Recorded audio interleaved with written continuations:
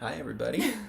We just kissed before this. Trying to get it in before it started. I don't know if you guys caught that or not. Sorry.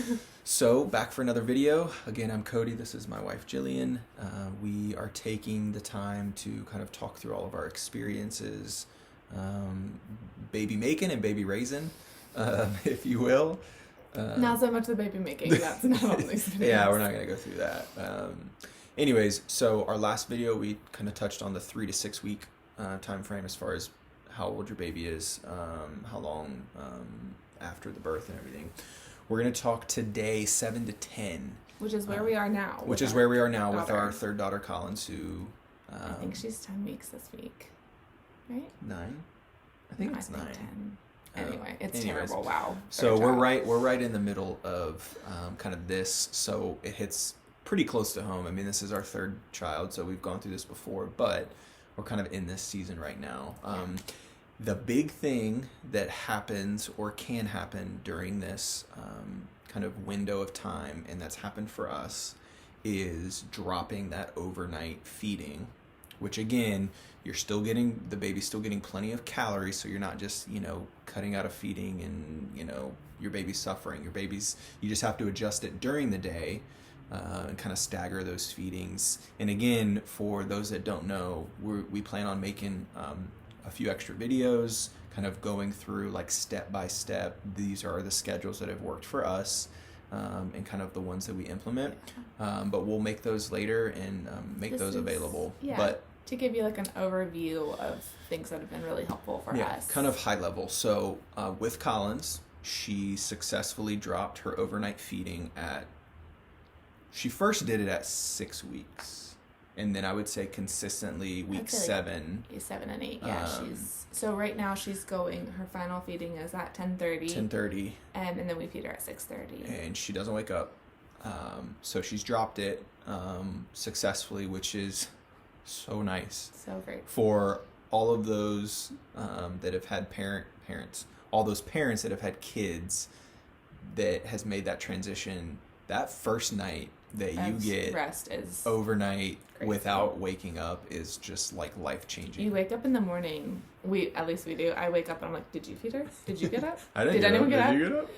It's great. So it's possible, not promising anything, but it is possible. And again, these are our experiences. Yeah. These are things that have worked for us, but we have our oldest daughter, Quinn, who successfully started sleeping through the night at 7 weeks. Our son, Madden, took a little bit longer, but he was there around 10 weeks, maybe 11. And then now Collins is successfully doing it at 7 weeks. So again, it's all about schedule for us. We want to get our kids on a schedule as quickly as possible, as soon as they come home from the hospital. And then we're working towards, modifications of the schedules when necessary. Another thing that happens, and something that we mentioned during the last video, but your kid will probably have, baby, will probably have another growth spurt. And again, the reason why that's important is because your baby can kind of seem a little off, maybe a little more fussy, maybe a little more clingy, maybe a little more hungry. And so that can happen during this. They typically say, I think doctors are kind of like, okay, somewhere between like 6. Yeah, like 6 weeks, 8 weeks, 2-month mark or so. And it's just something to keep an eye out for. And again, it only lasts a day or two, but when we first had Quinn, our first daughter, we were like, oh my gosh, what's happening to our daughter? She's like totally changed. Yeah. But it's just a short growth spurt. And it kind of changes the way that they, react a little bit. And especially, again, if you're watching these videos, I'm assuming that you are interested in some sort of schedule.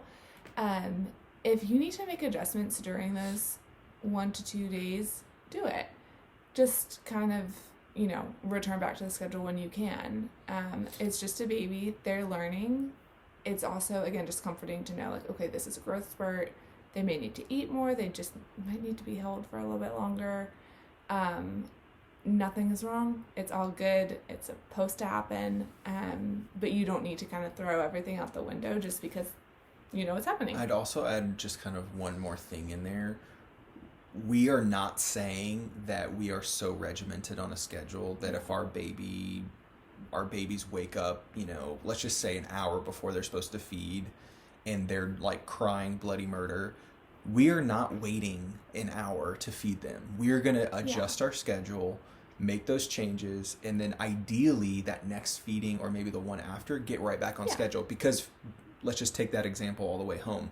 If they wake up an hour before they normally feed, and they're not self-soothing, they're just and just you know feed that them. they're hungry, Yeah, feed them. just feed them, and then they're probably going to be really tired because they didn't get enough sleep before. So have that wake time, put them down, and then maybe they go a little bit longer and get you right back on schedule for that next feeding. Or maybe it's the one after that.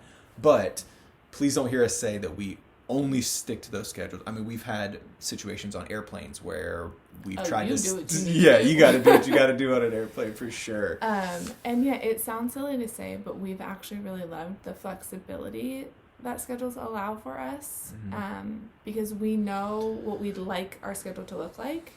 And if things happen, if an emergency happens, or if, they wake up and they're still hungry, whatever, you can address it, take care of them, give them what they need, and then you can find a way to get yourself back on schedule. There is nothing rigid about this. It's supposed to bless you and your family. It has blessed us, no doubt. Tremendously. No doubt. And again, Collins is our third. We have 2 other kiddos that we need to care for and think about. We need to make sure that her schedule is accommodating all of us, not just her. Anyway. The other thing to kind of point out here, and again, something we mentioned on our last video, is this is when, around this time, you know, when you're trying to get your baby to sleep through the night, some roadblocks can come up. And by that, I just mean they can start to cry in the middle of the night, and that can be alarming. But again, you're going to know your baby, and your baby has different cries, which again is not something that I ever knew, but your baby does.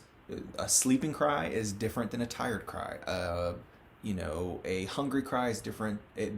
The cries are different. But this, I would say, in our experience of knowing other people, when you're transitioning to that overnight, or removing that overnight feeding, getting them to sleep all the way through the night, and your baby wakes up, this is kind of a tough time, because it can stunt, I guess I would just say it can stunt their ability to sleep through the night if you just run over there and address it.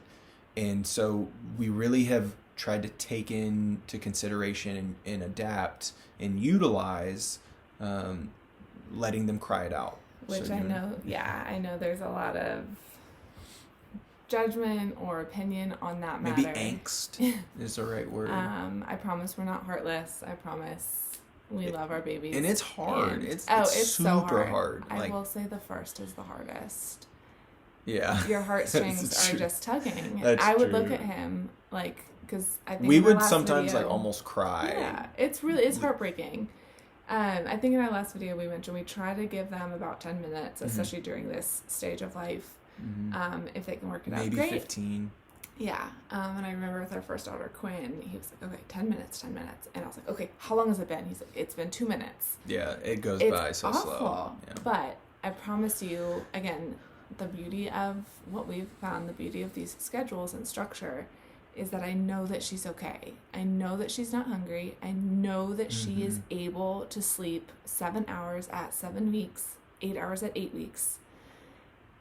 Let's see if she can work it out. One really cool thing I did want to mention that really helped me understand the whole sleep thing and kind of made the crying it out a little Be easier. more okay. I actually read this really cool study about babies and sleep cycles. As adults, we have different sleep cycles, and we transition through those sleep cycles seamlessly. We've been doing it for so long. Your baby is just learning how to transition through their sleep cycles. And oftentimes, between those sleep cycles, they will have to wake up and go back to sleep to enter a new cycle. Yeah. And so learning that was so, first of all, crazy fascinating. And second of all, gave me a lot of peace when I heard my baby crying, like, okay, she's figuring this out. I need to let her figure it out. If she can't, that's okay. Please don't think like, oh, they have to be sleeping through the night between 7 and 10 weeks. It may not happen, and that's okay. If you need to go in and comfort them. If you need to hold them for a minute, rock them, get them back down, I would encourage you to try to put them down when they're actually still awake so they don't become accustomed to you rocking them to sleep, because that could create some issues in the future.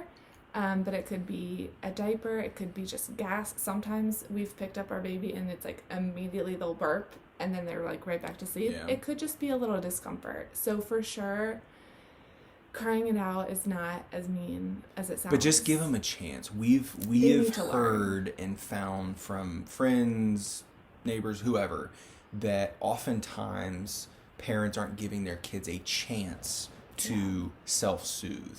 So that's all we're saying is try it. I'll give you a perfect example. So again, Collins at this point has been sleeping through the night consistently for about 2 weeks maybe. So 2 nights ago, she started crying at like 4:45 or 5 o'clock. And my wife, bless her heart, she is a great sleeper. She hardly hears things. I hear everything. So I woke up. So I'm like, okay, should I get her? I really want to let her cry it out, but I also want her to stop crying because we have 2 other kids upstairs trying to sleep. What do we do? So I let her cry for about 10 minutes, half sleeping myself. And next thing I know, my alarm goes off at 6:30, and I look over. Okay, she's not in our bed. Okay, she's not next to us. I don't have her. She doesn't have her. Okay, she slept through the night. She worked it out. That's all she needed and that lasted less than 10 minutes. And you're never gonna know. And I would have gone up there if it had gone on. But that's a great example of if I had rushed up there. I mean, what would I just it just opens other doors. For sure. And not to put any fear in you, if you do go get them, you're not going to ruin that. No. We're just encouraging you to let them learn. Just try. Because you could be stifling it. You could be interrupting them. For example, the first time I read what I just mentioned about babies and sleep cycles, they were like, obviously, any parents, I think, natural inclination is, my baby's crying, let me go help them, let me go get them. Mm-hmm. But you could be ruining it. You could be waking them up when they're actually still sleeping, but just transitioning through sleep cycles.